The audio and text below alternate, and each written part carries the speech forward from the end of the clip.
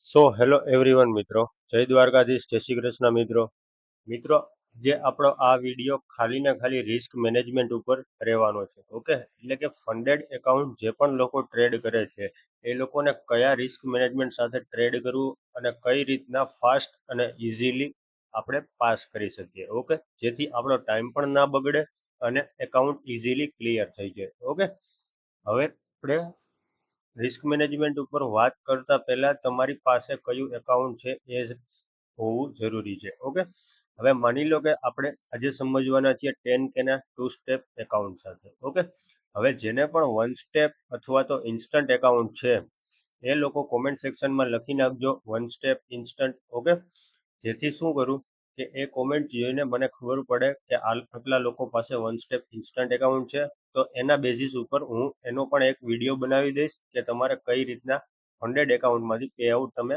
આરામથી કાઢી શકો. ઓકે, તો હવે આપણે વાત કરીશું કે risk management. Okay, basically funded એકાઉન્ટની ગેમ જ આખી રિસ્ક મેનેજમેન્ટ ઉપર છે. ના કોઈ સ્ટ્રેટેજી, કોઈ પણ વસ્તુ નહીં, તમારે only and only high win rate જોવાનો છે. ઓકે, તમે કેટલું બુક કરી શકો છો, ખાલી ને ખાલી risk management. Okay, funded accounts એટલે કે ફંડેડ કંપની જે પણ છે એ ખાલી ને ખાલી તમારા માઇન્ડનો યુઝ કરે છે કે તમે જલ્દીથી ફોમોમાં આવો અને એકાઉન્ટ બ્રીચ કરી નાખો. ઓકે, આપણે ફોમો કરવાનો નથી, આપણે પેશન્સથી આપણા લેવલનો વેઇટ કરવાનો છે અને આપણા લેવલ ઉપરથી ટ્રેડ કરવાનો છે. ઓકે, હવે આપણે અત્યારે કોઈ પણ સ્ટ્રેટેજી શીખવાના નથી, આજે આપણે ખાલી ને ખાલી રિસ્ક મેનેજમેન્ટ શીખવાના છીએ. ઓકે, જો તમને આ વિડીયો પસંદ આવ્યો હોય અને આવા જ વિડીયો માટે તમે બન્યા રહેજો છેક સુધી. આખી સિરીઝ ફંડેડ એકાઉન્ટની હું તમને આમાં પ્રોવાઈડ કરવાનો છું. ઓકે, જે તમને તમારા ફંડેડ જર્નીમાં બહુ હેલ્પફુલ થશે. હવે તમે નવા હોય તો ચેનલને સબસ્ક્રાઇબ કરી નાખજો અને વિડીયોને લાઇક કરતા જજો અને એક સરસ મજાની નાની એવી કોમેન્ટ પણ કરતા જજો. ઓકે, જેથી શું થાય કે મોટિવેશન મળે અને થોડાક સારા એવા વિડીયો બને અને તમને સારું એવું લર્નિંગ પણ મળે. ઓકે, તો ચાલો આપણે જોઈએ 10K નું 2 સ્ટેપ એકાઉન્ટમાં કઈ રીતના રિસ્ક મેનેજમેન્ટ આપણે કરી શકીએ. ઓકે, સૌથી પહેલા આપણે અહીંયા લખી નાખશું 10K નું 2 step account. Okay, 10K 2 step account risk management. Okay, કઈ રીતના રિસ્ક મેનેજમેન્ટ કરવું.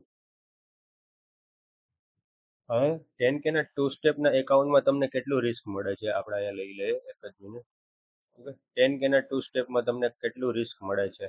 ડેઇલીનું રિસ્ક 5 એટલે કે 5%, એટલે કે તમારી પાસે $500 હોય. ઓકે, હવે શું છે ડેઇલી રિસ્ક 5%. ઓકે, 5%નું રિસ્ક તમને બેઝિકલી બધા ફંડેડ પ્રોવાઈડ કરે છે. ઓકે, કે ડેઇલી તમે $500નું રિસ્ક લઈ શકો છો. Okay, 5% is equal to $500. આપણે અહીં લખી નાખીએ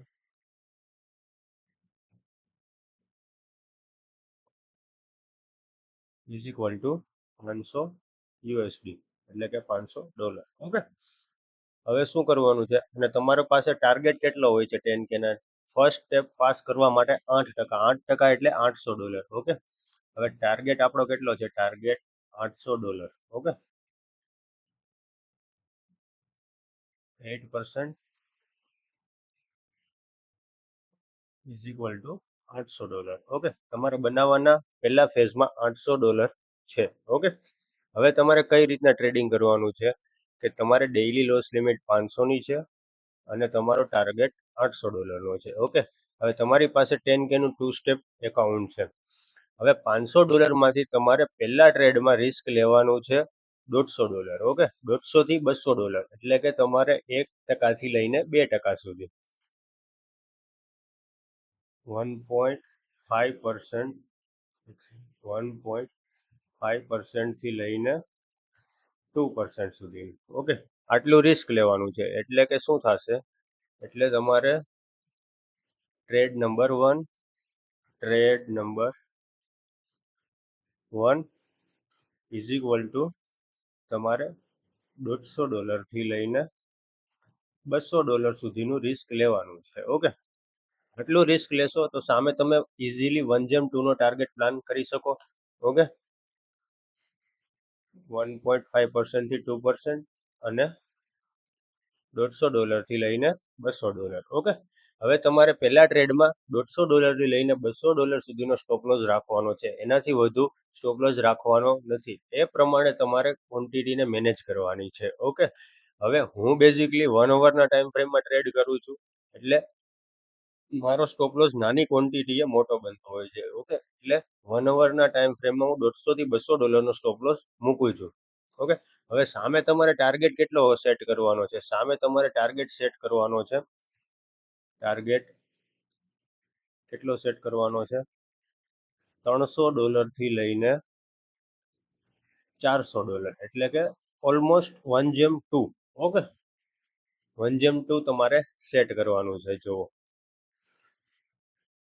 આ તમારું 1:2 થઈ ગયું.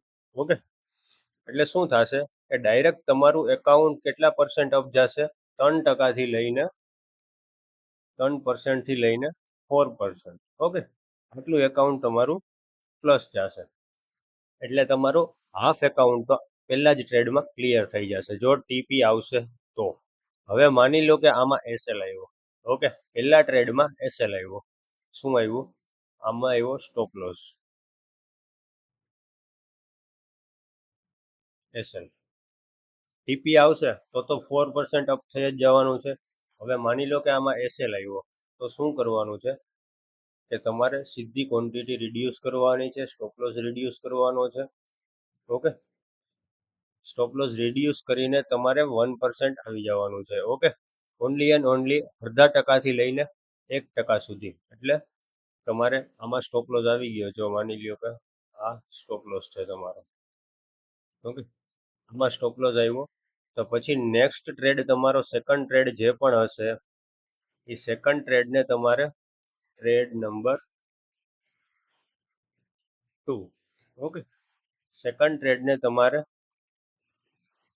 $50 થી લઈને $100 સુધીનો તમારે સ્ટોપ લોસ પે કરવાનો છે, એટલા સુધીનો સ્ટોપ લોસ રાખવાનો છે. ઓકે, પછી તમારે સામે ટાર્ગેટ કેટલો રાખવાનો છે? સામે ટાર્ગેટ રાખવાનો છે $100 થી લઈને $200. ટાર્ગેટ $100 થી લઈને $200. ઓકે, હવે આવી રીતના તમે ટીપી પ્લાન કરશો, એટલે કે 1:2 નો ટીપી પ્લાન, ને ફંડેડ એકાઉન્ટમાં 1:2 નો ટાર્ગેટ જ રાખવાનો, એનાથી વધુ રાખવાનો નહીં. Okay, only and only 1:2. આ તમારો શું થઈ ગયો? ટ્રેડ નંબર બીજો. જેથી શું થશે કે અહીંયા તમે $150 થી $200 નું રિસ્ક લીધું, આમાં તમને સ્ટોપ લોસ આવ્યો, તમારા ગયા કેટલા? મેક્સિમમ $200 ગયા.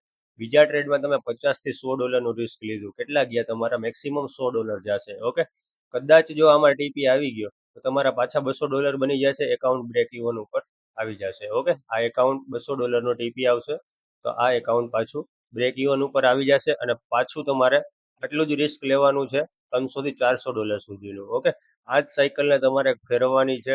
જો આ સાયકલ તમને મગજમાં એકવાર બેસી ગઈ તો તમને ફંડેડ એકાઉન્ટ તમારું ટ્રેડિંગ ડેઝ 5 હોય એની જગ્યાએ 3 દિવસમાં તમારું ઇઝીલી કમ્પ્લીટ થઈ જશે. તમારે સેમ ટુ સેમ આ જ રિસ્ક મેનેજમેન્ટ સાથે આવવાનું છે.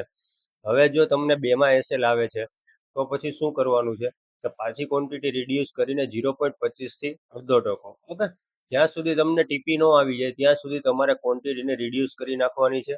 અહીંયા તમારે શું કરવાનું છે? આમાં એસએલ આવ્યો તો અહીંયા તમારે 0.25% થી લઈને 0.5% સુધી. ઓકે, અહીંયા સુધીની તમારે ક્વોન્ટિટી રિડ્યુસ કરવાની છે. ઓકે, એટલે કે આ 3 ટ્રેડમાંથી જો એક પણ ટીપી આવી જશે તો તમારું એકાઉન્ટ બ્રેક ઇવન ઉપર વયું જશે. જો આ એસએલ આવ્યો, અહીંયા તમે રાખ્યું, તો અહીંયાથી તમારું એકાઉન્ટ પાછું બ્રેક ઇવન ઉપર વયું જશે. પાછી તમે ક્વોન્ટિટી રિડ્યુસ કરી 0.25% થી 0.5% લાવ્યા. ઓકે, તો શું થશે? 0.5% લાવ્યા તો સામે તમે ટાર્ગેટ કેટલો રાખશો? $25 થી લઈને $50 અહીંયા. ઓકે, એટલે 50 અહીંયા ટીપી આવશે તો તમારો $50 થી લઈને $100 સુધીનો ટીપી આવશે. ઓકે, જો $100 નો ટીપી આવી ગયો તો તમારે પાછું શું કરવાનું છે કે ટ્રેડ નંબર 2 નું રિસ્ક મેનેજમેન્ટ ફોલો કરવાનું છે. $50 થી લઈને $100 સુધી જવાનું છે, અને જો આમાં ટીપી આવશે તો તમારે ડાયરેક્ટ અહીંયા વયું જવાનું છે. ઓકે, એટલે તમને અહીંયા ટ્રેડ નંબર 3 પણ લખી દઉં છું. Trade number 3. ઓકે, એટલે તમને ઇઝીલી સમજાઈ જશે. આ ટ્રેડ નંબર 3, અહીંયા તમારે શું કરવાનું છે, $25 લઈને $50 સુધીનું રિસ્ક લેવાનું છે. ઓકે, $50 સુધીનું રિસ્ક લેવાનું છે જો આમાં એસએલ આવે તો. ઓકે,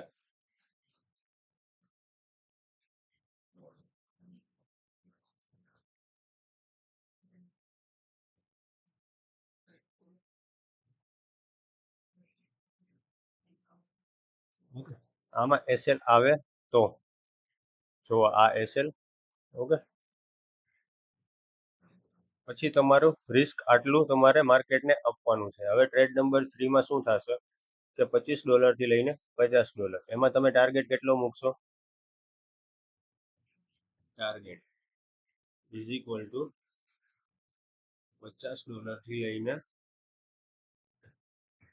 $100. ઓકે, $50 થી લઈને $100.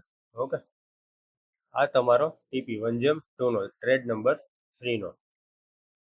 આનો ટીપી આટલો રાખવાનો, આનો ટીપી આટલો રાખવાનો. હવે આ બંને તમે રાખશો, આવી રીતના કરશો. હવે માની લો કે તમારો ટ્રેડ નંબર 3 માં ટીપી આવ્યો. ઓકે, ટ્રેડ નંબર 3 માં ટીપી આવ્યો $100 નો. $100 નો ટીપી આવશે એટલે તમે અહીંયા પાછા પહોંચશો. અહીંયા પાછા પહોંચશો પછી શું કરવાનું, તમારે $50 થી લઈને $100 નું રિસ્ક કરવાનું. ઓકે, હવે $50 થી લઈને $100 નું રિસ્ક કરશો. ઓકે, હવે જો આમાં પણ ટીપી આવશે તો તમે પાછા ટ્રેડ નંબર 1 માં પહોંચી જશો અને આ જ રિસ્ક મેનેજમેન્ટ સાથે તમારે પાછું ટ્રેડ કરવાનું છે. ઓકે, હવે પાછું તમારે આમાં એસએલ આવશે તો પાછું આ જ રિસ્ક મેનેજમેન્ટમાં વયું જવાનું છે. ઓકે, તો તમારે આમાં શું કરવાનું છે, આ રિસ્ક મેનેજમેન્ટ જોઈને તમને એટલી ખબર પડશે કે હાઈ વિન રેટ વાળી સ્ટ્રેટેજીની આપણે જરૂર છે. ઓકે, હાઈ વિન રેટ કઈ રીતના નીકળશે, એના માટે તમારે મોટા ટાઈમ ફ્રેમમાં ટ્રેડ કરવું પડશે અને તમારે ટીપી અને એસએલ ફિક્સ રાખવા પડશે. ઓકે, એટલે કે તમારે 1/2 નો ટીપી ફિક્સ રાખવો પડશે અને એસએલ પણ એટલે કે જેટલું રિસ્ક લીધું હશે એની સામે તમારે 1/2 નો ટાર્ગેટ રાખવો પડશે. હવે જેમ તમે મોટા ટાઈમ ફ્રેમમાં જશો એમ તમારો વિન રેટ પણ સારો થતો જશે અને તમે ઇઝીલી ક્લિયર કરી શકશો. ઓકે, તો આવી જ રીતના તો 10K ના 2 સ્ટેપ એકાઉન્ટનું રિસ્ક મેનેજમેન્ટ. હવે તમને આ રિસ્ક મેનેજમેન્ટ કેવું લાગ્યું અને આમાં પણ કોઈ પણ ડાઉટ હોય તો તમે મને કોમેન્ટ સેક્શનમાં પૂછી શકો છો, અથવા તો હું તમને મારા નંબર આપી દઈશ, અથવા તો તમે ટેલિગ્રામને પણ જોઈન કરી શકો છો. ઓકે, ટેલિગ્રામમાં પણ હું તમને આ નાખી દઈશ. ઓકે, એટલે તમને ઇઝીલી ખબર પડે છે કે ફંડેડ એકાઉન્ટની ગેમ એકચ્યુઅલીમાં કઈ રીતના વર્ક કરે છે. ઓકે, તો મળીએ નેક્સ્ટ વિડીયોમાં અને આ રિસ્ક મેનેજમેન્ટ સાથે તમે ટ્રેડ કરશો તો ઇઝીલી તમને કહું છું કે તમારું ફંડેડ એકાઉન્ટ પાસ થઈ જશે. ઓકે, હવે તમારે જો વન સ્ટેપ અને ઇન્સ્ટન્ટનું રિસ્ક મેનેજમેન્ટ જોતું હોય તો તમે કોમેન્ટ સેક્શનમાં મને જરા જણાવી દેજો. ઓકે, જેથી કરીને હું વન સ્ટેપ અને ઇન્સ્ટન્ટનું આખું રિસ્ક મેનેજમેન્ટ તમને શેર કરી દઈશ. ઓકે, મળીએ નેક્સ્ટ વિડીયોમાં. જય દ્વારકાધીશ, જય શ્રી કૃષ્ણ મિત્રો.